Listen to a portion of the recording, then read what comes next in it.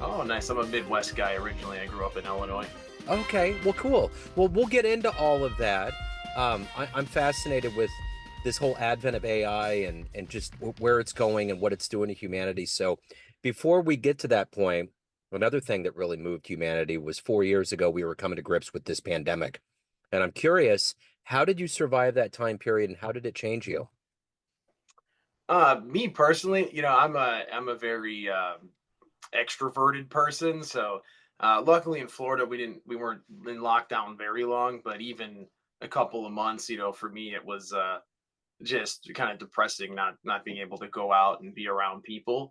But like a lot of folks, I have a pretty remote business, so uh, you know, being able to leverage technology to run my business, it was very easy to do like virtual happy hours, make sure I was calling people. So same way we leveraged it at work, I leveraged it in my personal life and just took time to connect with folks in other ways. But yeah, it was definitely rough not being able to get out and network or go out and do things with friends and family.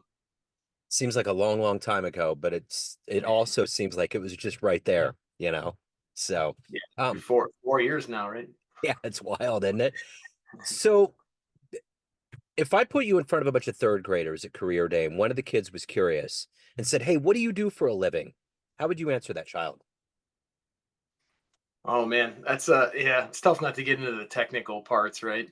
But I would normally, most kids know a tablet, a phone, a computer. So I would normally tell them, hey, we make the applications that you use on your phone. So things like your Facebook, the applications you use for learning in school, the things that when you pick up technology and you click the little buttons or go to URLs, we make things like that.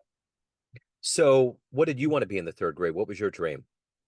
Oh man, I wanted to play basketball. I was a pretty tall kid, so everyone told me I was going to be a giant. So I played, up until a couple of years into high school, and just that unfortunately stopped growing at just shy of 6'2", which isn't quite not tall enough to make it in the NBA unless you can dribble really well and jump really high. We went to our first NBA game because here in Kansas City, we don't have a team. So we went down to Oklahoma City. And even from where I was, way up in the stands, they were playing Milwaukee. There was a dude that was 7'1", and you could tell, like, all the way in the rafters. But it was pretty cool, man. I'd never been to that level of production, and it's kind of like a three-ring circus in the middle of an NBA game. Yeah, it's the older you get, you realize how competitive it is, and how there's people that are taller than you that are faster. Yeah. It's tough. It's there's this one thing to play at the park or play in school.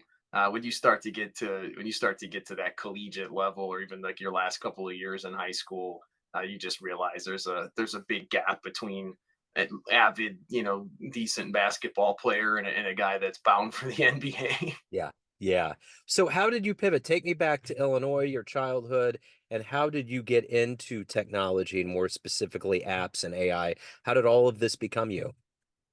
Yeah, so that was interesting that the technology part was always a hobby for me. So my parents worked in tech, and there's pictures of me when I was really little playing on the computer. My dad would put me on the computer while he was getting ready for work. We had those old, green screen computers with the keyboards, mechanical keyboards, right? So I'd be clicking away on the keys. But he taught me how to build computers. One day I picked up my mom was a programmer, so I picked up a book she had and taught myself some coding. I think it was in sixth grade. Just was always fun.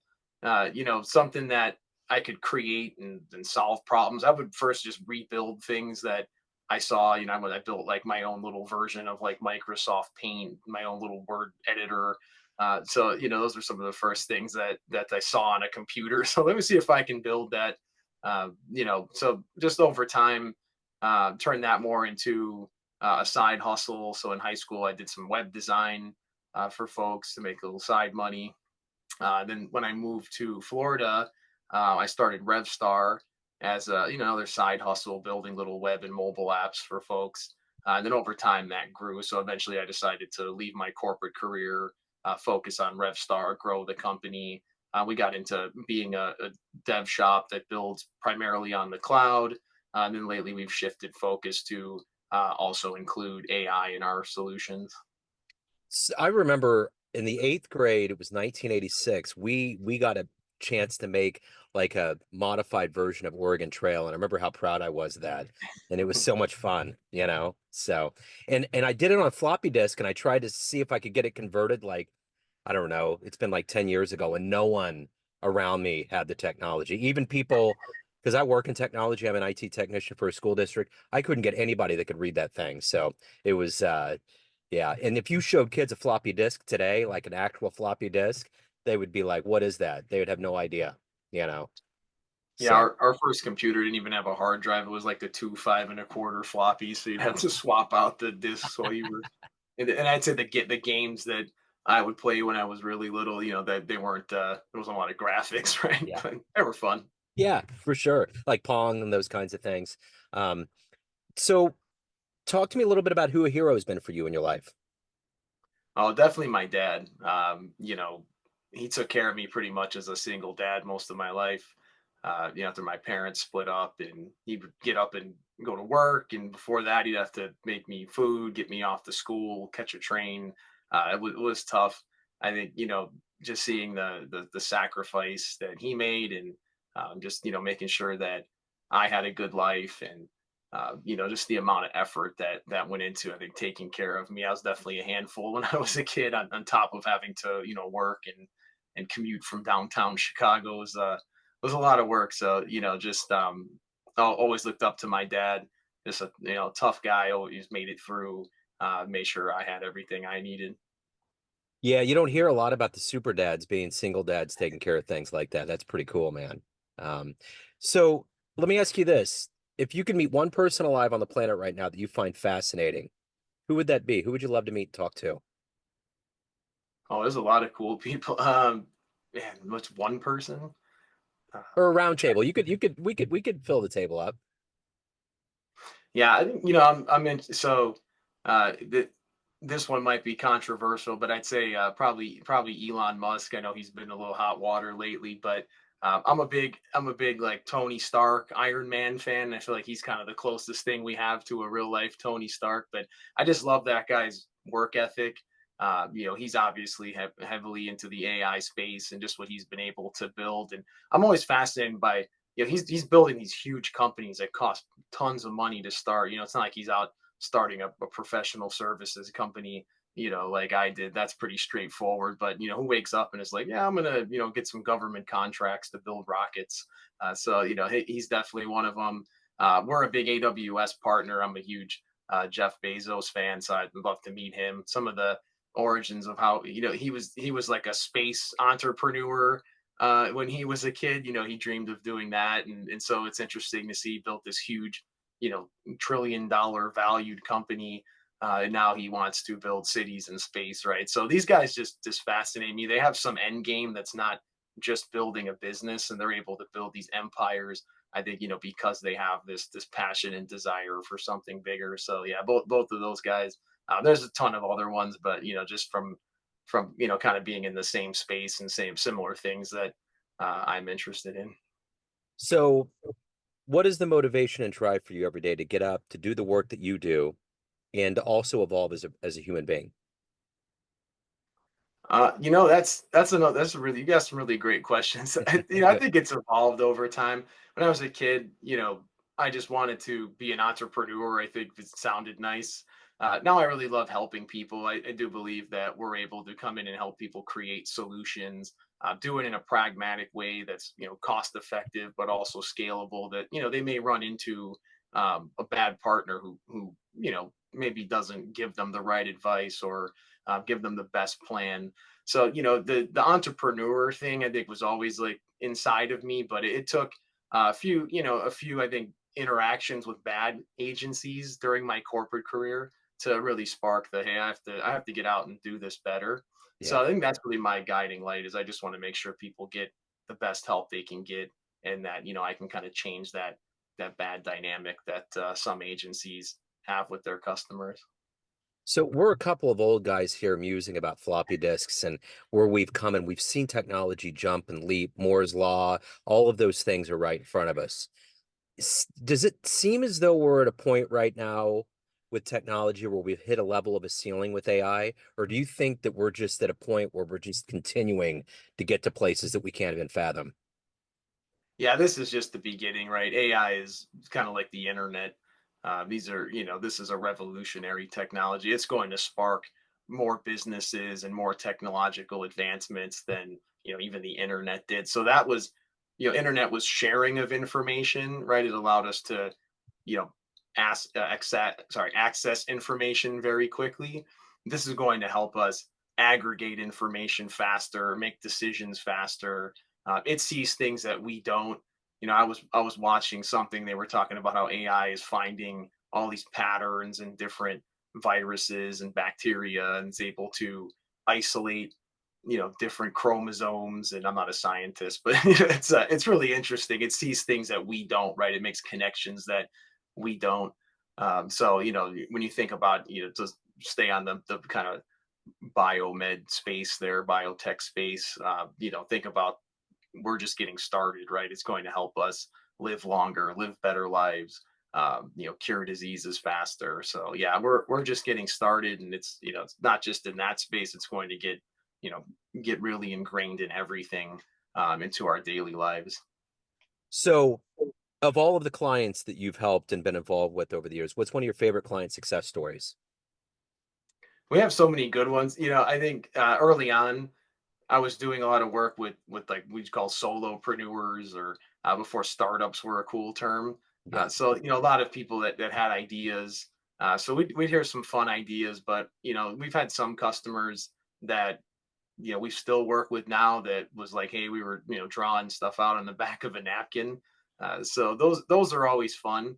And not to say that customers that we work with that have existing businesses aren't fun, but to be able to see something kind of grow from like a seedling to an operating business is has been rewarding. So one of the customers I love, they're a last mile logistics provider for pharmaceutical delivery. I talk about them all the time because that was one where I got introduced to the founder. We met like in the common area of his apartment building, and we were talking through what this thing would do. Now they're delivering, I think, like 20 states all over the country. So that was really cool. Being able to help them build a cost-effective MVP that he was self-funding to, now they're raising larger rounds of money and growing the company. I think those situations are unique. Not everyone gets to be a part of a journey like that. So, if you were to have a dream tonight, ran into the 18-year-old version of you, and you could give that young version of you a piece of advice based on the life you've led, the wisdom you've gained, what advice would you give that young version of you? That's a tough one. I think everything you do kind of shapes you. I could say, hey, you should quit work sooner and go all in on your business, right? I ran this for almost a decade as a side hustle. Um, but I learned a lot through the jobs that I worked at, so it's it's a good thing, right, in a lot of ways. But I think just teach myself patience, right? I was always pretty impatient at that age, and there's a lot of wisdom you get with time, and you kind of think you know everything when you're 18 years old. But yeah, I would just like to go back and tell my old self like everything that we're going to do over the next 15 plus years. And when you think about it, a lot happens and it goes by so fast. But that, yeah, definitely just keep working hard, be patient. Maybe some of the things you think important now really aren't in the long run, right? I think when you're a kid, you get focused on things that you're like, this is and I think this happens from the time you're even start out to be a teenager, right? You're worried about what everyone at school thinks, and if Yeah. this girl is going to go on a date with you on Friday night by the time you hit your 30s. Some of that stuff seems silly, right? So Yeah. yeah, I think just being able to go back and just say, hey, you think things are going to work out, just give it time, be a little more patient, and keep working hard. For sure. So, of all of the things that you've done in your life and accomplished, what are you the proudest of? Oh man, just the family stuff. I have a little nephew. He's awesome. Just being able to spend time with him. Having a business has allowed me to give back to the community too. I think that's really rewarding. Like a lot of people uh, make money and don't realize how important it is to either donate their time or get involved, right? So I think the family part, the community part, that stuff is always important to me. you can go out and work so you can buy things, and that gets empty after a while, right? So all the awards, and when you look at the revenue for the year, all that stuff's nice.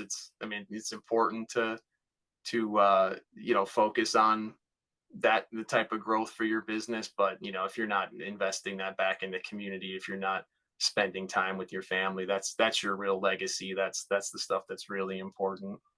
So if we get off this call, a time machine pulls up in front of your business and you can go either in the past and see one event in human history or go in the future and see what's going on, where are you going to go? Man, see, these are good questions. I'm like fascinated by where we'll be in the future. I'm kind of into some sci-fi, so I'd love to see, do we, what does a Mars settlement look like? Yeah. But I would, yeah, I don't know. That's a tough one. There's some Yeah. stuff in the past I'd like to go back and see too. But I'm more of a futurist, I'd say. So I'd Yeah. probably go into the future.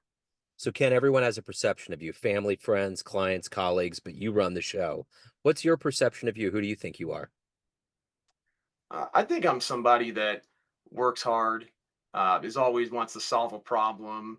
Probably a little restless. I'm always have to be doing something. But above all, I think of myself as a good person that tries to do the right thing, that loves his family, that really wants to help and make an impact on the world.